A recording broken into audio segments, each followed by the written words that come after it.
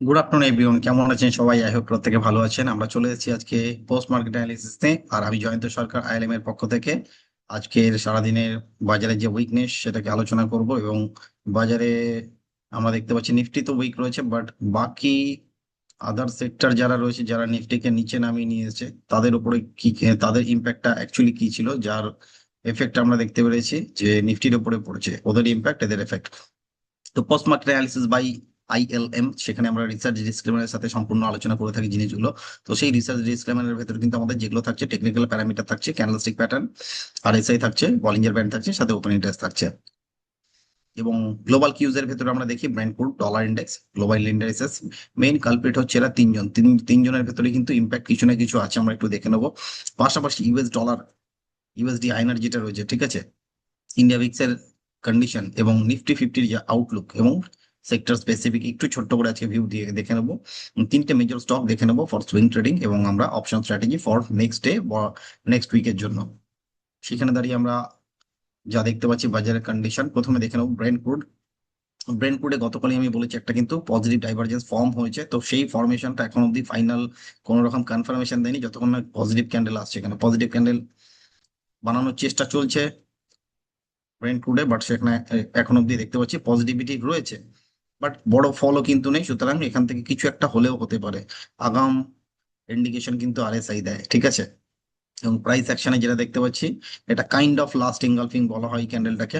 তো last engulfing যারা জানেন না, আমার সাথে যোগাযোগ করলে জানতে পারবেন একমাত্র। তো লাস্ট এঙ্গালফিং ক্যান্ডেলের নাম হয়তো অনেকেই প্রথমবার শুনছে। এবং পাশাপাশি আমরা দেখে নেব একটু ডলার ইন্ডেক্সের বর্তমান কি কন্ডিশন। ডলার ইন্ডেক্স কিন্তু ভয়ঙ্কর তেজি দেখিয়ে চলেছে, মাঝখানে একদিন একটু পজ নিয়েছিল, গতকালও একটু রেডনেস দেখাচ্ছিল। আমরা যখন শো করেছিলাম তখন কিন্তু সেখানটা একটু রেড ছিল, বাট সেখান থেকে পজিটিভে ক্লোজ করেছে এবং ডে এন্ডে কিন্তু পজিটিভ হয়েছে, এবং আজকেও কিন্তু পজিটিভিটি দেখাচ্ছে। পাশাপাশি মেটাল সেক্টরের মধ্যে আমরা দেখে নেবো যে দুটো প্রিশিয়াস মেটালের দিকে আমরা চোখ রাখি, একটি হচ্ছে গোল্ড, তাতে কিন্তু আবার কিন্তু নেক্সট মান্দি শুরু হয়ে গেছে। যদি আমরা দেখি পাশাপাশি সিলভার, সেখানেও কিন্তু মান্দি, বাট এখানে পজিটিভ ডাইভারজেন্স রয়েছে। বাট যতক্ষণ না কোনো কনফার্মেশন ক্যান্ডেল আসছে, we could not say this is a pure RSI divergence have been formed, ঠিক আছে, যতক্ষণ না ফর্ম হচ্ছে পজিটিভ ক্যান্ডেল না হলে আমরা সেটাকে বলতে পারি না। এবারে দেখে দেবো গতকাল ইউএসডি আমাদের ইউএস মার্কেট কি করেছে। ন্যাসড্যাক গতকাল নেগেটিভিটি দেখেছে, এবং আরএসআই কিন্তু 60-র একটা রেজিস্ট্যান্স নিচ্ছে, সেটাকে বলা হচ্ছে রেঞ্জ শিফট হচ্ছে, সিআইপি করছে। তো রেঞ্জ শিফট সিআইপি হলে কিন্তু সেখান থেকে বাজার আরো নিচে যেতে পারে, যেটা আপাতত দেখতে পাচ্ছি। ডাও জোন্স সেটাও কিন্তু 60-র কাছে রেজিস্ট্যান্সে আপাতত দাঁড়িয়ে রয়েছে। এবার এদিক থেকে চলে আসবো আজকে দুটো দুটো সেক্টর, দুটো একে দেখে নেবো আমরা, দুটো মেজর ইন্ডাইসেস যেটা এশিয়ার দুটো বাজারকে, তার মধ্যে একটি হচ্ছে জাপান। ভয় লাগবে ক্যান্ডেলটা দেখতে, dark cloud cover as well as bearish engulfing cum bearish marubozu, তিনটে ক্যান্ডেলের ফরমেশন একটা ক্যান্ডেলে এসছে, বাট সেখানটা একটা পজিটিভিটি কি রয়েছে, শুধুমাত্র এখন অব্দি সেখানে পিআরডি ফরমেশন হয়ে রয়েছে। বাট কাল এখান থেকে পজিটিভ ক্যান্ডেল না হলে কিন্তু এই পিআরডি কাজ করবে না, তাহলে পরে কিন্তু নেক্সট সাপোর্ট অলমোস্ট সেখানে 67,500 নেক্সট সাপোর্ট, যেটা গ্যাপ এরিয়া রয়েছে, এই গ্যাপ এরিয়াকে কিন্তু একটা সাপোর্ট বানাতে পারে। বাট যদি এটাও সাস্টেন না করতে পারে, তাহলে তার নিচে কিন্তু পরিষ্কার রাস্তা খুলে যাচ্ছে অলমোস্ট 65,000 লেভেল। নেক্সট কোরিয়ার চার্ট। কোরিয়া নিয়ে কেন আলোচনা করছি, জাপান নিয়ে আলোচনা করছি, কারণ কারণ এদের ইম্প্যাক্ট তো ওভারঅল সব মার্কেটের উপরই পড়ে, আমাদের মার্কেটেও পড়ে। কোরিয়া অলমোস্ট 9.99 মানে 10%, 10%-এর ফল, মানে লোয়ার সার্কিট মেরেছে আজকে 10%-এর, ছোটখাটো ব্যাপার নয় এটা। এত বড় রেড ক্যান্ডেল আমরা কিন্তু লাস্ট কোরিয়ার যদি চার্টে খুঁজে পাই না, মানে যদি দেখি খুঁজে পাবো না কিন্তু কোথাও, একটি চার্টেও কিন্তু এখন অব্দি টিল না আমরা 10%-এর ফল দেখিনি। শুধুমাত্র এক্সেপশনাল কেস ছিল এই এই দুটো দিন, যেটা ছিল মার্চের 3rd মার্চ এবং 4th মার্চ। এই দুদিন ছিল, এখানে দেখেছিলাম আমরা অলমোস্ট 7.5%, আর এখানে ছিল 12%, দুদিনে 20% চলে গেছিল। এই যে কোরিয়ার চার্ট। এবার চলে আসবো আমরা আমাদের লোকাল কিউজ এর দিকে, ইউএসডি আইএনআর। সেখানে আস্তে আস্তে কিন্তু বাউন্স ব্যাক আসছে, একটা পজিটিভ ডাইভারজেন্স আমি গতকালও বলেছি, যার এফেক্ট কিন্তু দেখতে পাচ্ছি এখানে। নেক্সট হচ্ছে ইন্ডিয়া ভিক্স, সেখানে আজকে একই দিনে কিন্তু 8.5%-এর তেজি দেখিয়েছে, এবং ইন্ডিয়া ভিক্সও কিন্তু ধীরে ধীরে নিজের চাল চলন পাল্টাচ্ছে, মনে হচ্ছে এবার কিন্তু আবার উপরের দিকে একটা র্যালি নেবে, এবং সেটা কিন্তু অলমোস্ট 15, 15.5 অব্দি ইমিডিয়েট এফেক্টে যে কোনো সময় কিন্তু চলে যেতে পারে। মানে যে কোনো সময় বলতে আজকে তো আর হবে না, কাল পরশু তরশু বা যে কোনো দিন যেতে পারে, ঠিক আছে, ওরকম করে তো দিন ডিফাইন করা যায় না, বাট যাওয়ার একটা প্রবাবিলিটি দেখাচ্ছে 15, 15.5, 16 এই রেঞ্জটা কিন্তু রিটেস্ট আসতে পারে। এবারে চলে আসি একটু নিফটির দিকে। নিফটি কি করেছে গতকাল এবং পরশু দিনকে আমি কিন্তু নিফটি নিয়ে স্পেশালি আলোচনা করেছিলাম, সেখানে বলেছিলাম it was a crystal clear bearish kicker candlestick pattern, but অতটা স্ট্রেংথ ছিল না বিয়ারিশ কিকারটা। গতকাল জাস্ট একটা ছোট্ট ডোজি বানিয়েছে, ছোট্ট ডোজি বানানোর পরে কিন্তু আজকে তার এফেক্ট পড়েছে, এবং এই এফেক্টটা কিন্তু ওভারঅল যে চার্ট স্ট্রাকচারে ফরমেশন হয়েছে সেটা কিন্তু ইভিনিং স্টার ফরমেশন হয়ে গেছে, এবং ইভিনিং স্টার কিন্তু অত্যন্ত পাওয়ারফুল একটা চার্ট প্যাটার্ন, যে চার্ট প্যাটার্ন কিন্তু অলমোস্ট 3 4 5 6টা বা ওভারঅল একটা ডাউন ট্রেন্ডে নিয়ে যাওয়ার ক্ষমতা রাখে ইভিনিং স্টার ফরমেশন, এবং সেটা কিন্তু একটা রেঞ্জের ব্রেকডাউন। যে রেঞ্জে ট্রেড হচ্ছিল নিফটি সেই রেঞ্জকে কিন্তু কেটে নিচে ক্লোজ করেছে, মানে 850-এর নিচে ক্লোজ করে যাওয়া মানে কিন্তু সেখান থেকে তাদের আপাতত ব্রেকডাউন ধরবে, এবং নিচে বর্তমান ভালো সাপোর্ট 600-এর আগে কোনো ভালো সাপোর্ট নেই। 600 হচ্ছে ইম্পর্টেন্ট সাপোর্ট, যেটা সেন্টার ব্যান্ড এবং লাস্ট গ্যাপ এরিয়ার যে সাপোর্ট রয়েছে। এবং যদি এই বুলিশ কিকার, এটা ছিল বুলিশ কিকার ক্যান্ডেল, যদি এটাকে ক্লোজিং এর যে ওপেনিং ছিল এটাকে যদি ব্রেকডাউন করে, অলমোস্ট লেভেলটা আছে 23,400, যদি ব্রেকডাউন করে লাস্ট যে লো গুলো ছিল 23,000, এটাও হয়তো ব্রিচ হয়ে তার নিচে এই যে ট্রেন্ড লাইনের সাপোর্ট 22,700 750, এই লেভেলটা কিন্তু রিটেস্ট আসতে পারে। চোখ রাখবেন চার্টের দিকে, ঠিক আছে? অনেক বড় বড় কথা বললাম, বাট কতটা কি আসবে আমরা সেটা ফলো আপ দেখবো। যেরকম আমরা বুলিশ কিকারের সাথে বলেছিলাম যে আগামী 2 3 4 ক্যান্ডেল আসতে পারে, এবং সেটা কিন্তু এসেছে, এবং সেখানে এটা কিন্তু বিয়ারিশ কিকার কাম ইভিনিং স্টার, এবং এখানে কিন্তু পরপর দুটো বিয়ারিশ কিকার এসেছে, মানে বুঝতে পারছেন চার্টের অবস্থা কতটাই খারাপ রয়েছে, ঠিক আছে? তো এই নিয়ে আমাদের একটা অপশনের স্ট্র্যাটেজি রয়েছে, দুর্দান্ত স্ট্র্যাটেজি। তো সেটা আমি পরে বলছি, যেহেতু আমরা ইন্ডেক্স স্পেসিফিক বা অপশনের যে স্ট্র্যাটেজিটা সেটা সবার লাস্টে রাখি। তো তার আগে আমরা সবার প্রথম আজকে দেখে নেবো প্রথম যে চার্ট প্যাটার্নটা রয়েছে, যেটা আমাদের কাছে বিয়ারে সিগন্যাল দিচ্ছে। তার মধ্যে প্রথম স্টক হচ্ছে আদানি গ্রিন এনার্জি সলিউশন, ঠিক আছে? আদানি গ্রিনে আমরা যেটা দেখতে পাচ্ছি বর্তমান যে চার্টের কন্ডিশন, তাতে কিন্তু কোনো রকম পজিটিভ সিগন্যাল নেই। লাস্ট এঙ্গালফিং ফরমেশন এখানেও দেখা যাচ্ছে, যেটা আমি অলরেডি একটু আগে বললাম যে লাস্ট এঙ্গালফিং। তো সেই লাস্ট এঙ্গালফিং কিন্তু এখানে আমাদের একটা ফরমেশন হচ্ছে, এই লাস্ট এঙ্গালফিং কিন্তু অলমোস্ট 60 ব্রেকডাউন দেখিয়ে দিয়েছে, এবং সেখান থেকে রেজিস্ট্যান্স হচ্ছে আজকের যে হাই ছিল সেটাই আপাতত রেজিস্ট্যান্স। সেই হিসেবে আমরা 1565-কে রেজিস্ট্যান্স ধরে চলছি, এবং নিচে যে ভালো সাপোর্ট এরিয়া রয়েছে সেটা 1450 1420 হচ্ছে নিচের দিকে সাপোর্ট। যদি বাজার এখান থেকে ফল আসে কন্টিনিউয়াস আদানি গ্রিন এনার্জিতে, তাহলে পরে কিন্তু সেখান থেকে অলমোস্ট এই স্টক আপনার কিন্তু 1420 বা তার নিচে অব্দি কিন্তু অলমোস্ট রিটেস্ট আসতে, এবং সেটা নিচে হয়তো 1400 অব্দিও চলে আসতে পারে। তো চোখ রাখবেন চার্টের দিকে। তার উপর বেস করে আপাতত বাইং তো এখানে দাঁড়ায় না, বাইং করা যায় না। হয় পুট বাইং বা কল সেলিং, এই দুটো অপশন রয়েছে, বাট ওগুলো প্রচন্ড রিস্কি, আমি রিস্কি কাজ কাউকে করতে বারণ করি। তো সেখানে দাঁড়িয়ে আমরা একটা ফিউচার নিয়ে যদি এখান থেকে কেউ কাজ করতে চান, তো future you can do that. তো ফিউচার নিয়ে যদি কেউ এখান থেকে সেল করে ফিউচার, সরি এটা বাই হয়ে গেল, এটাকে যদি আমরা রিসেট করে সেল করে দিই, সরি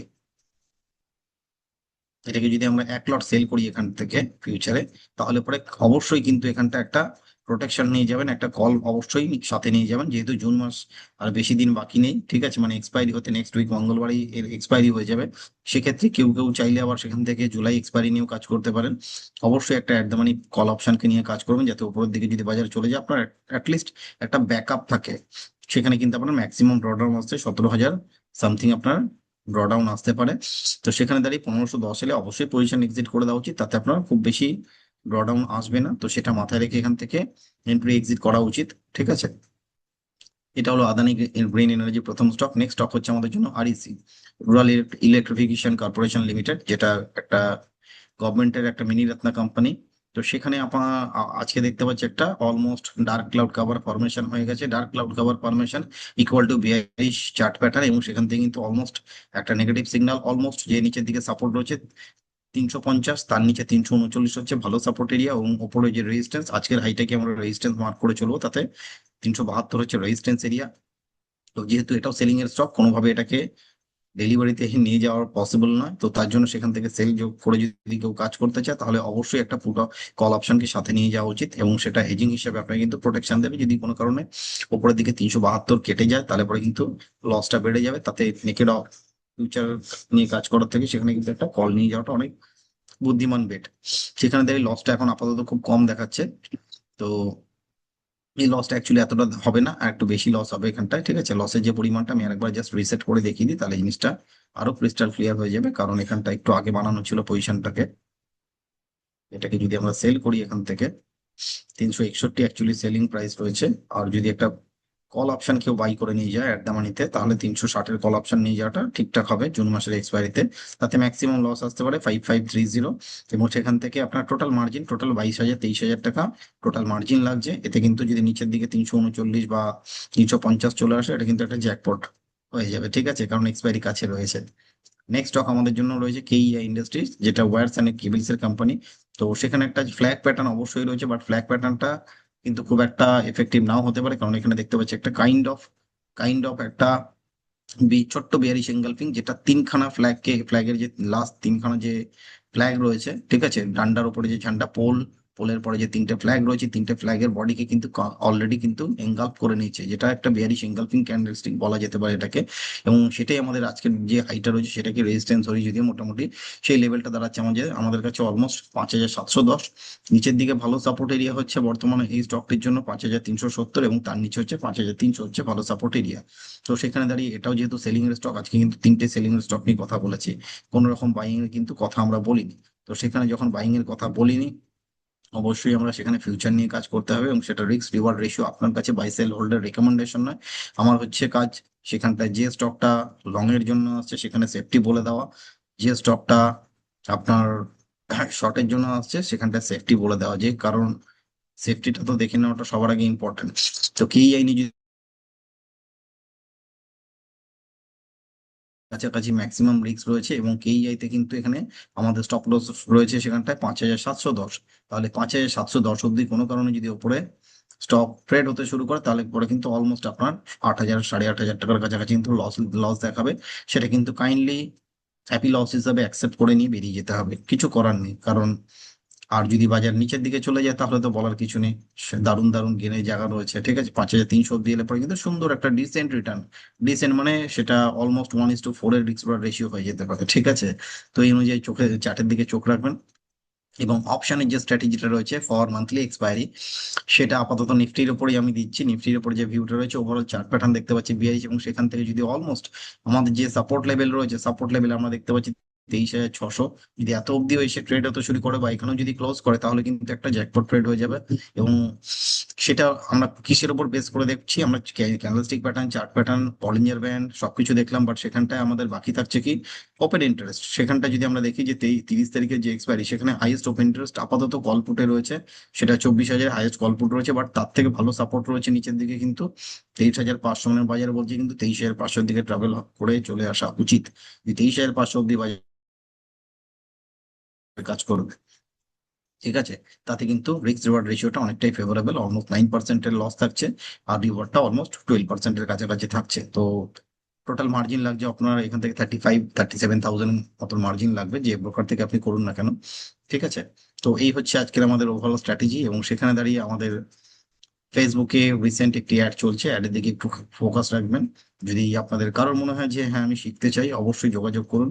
সেখানে 2-3টে কোর্স আমরা রেখেছি আপনাদের জন্য, অলমোস্ট 2 বা 3টে কোর্সে আমাদের পুরো ওভারঅল স্টক মার্কেটের জার্নি শেখার যে পার্টটা সেটা কমপ্লিট করে দেওয়া হয়। এবং ইউটিউবেও কিন্তু আমাদের রেগুলার আপডেট যাচ্ছে, সেখানেও কাইন্ডলি চ্যানেলটিকে আপনারা আরো বেশি করে সাবস্ক্রাইব করুন, ফলো করুন আমাদের ফেসবুকের পেজটিকে, এবং সেটাকে স্প্রেড করুন শেয়ার করার মাধ্যমে, এবং কমেন্ট করুন, লাইক করুন, ঠিক আছে। ওকে, অসংখ্য ধন্যবাদ সকলকে রেগুলার আমাকে এইভাবে লাইক, শেয়ার, সাবস্ক্রাইব, কমেন্ট করার জন্য। ওকে, প্রত্যেকে ভালো থাকবেন, সুস্থ থাকবেন। আবার আমাদের আগামীকাল দেখা হচ্ছে এই পোস্ট মার্কেট অ্যানালিসিসে। Have a good day to everyone.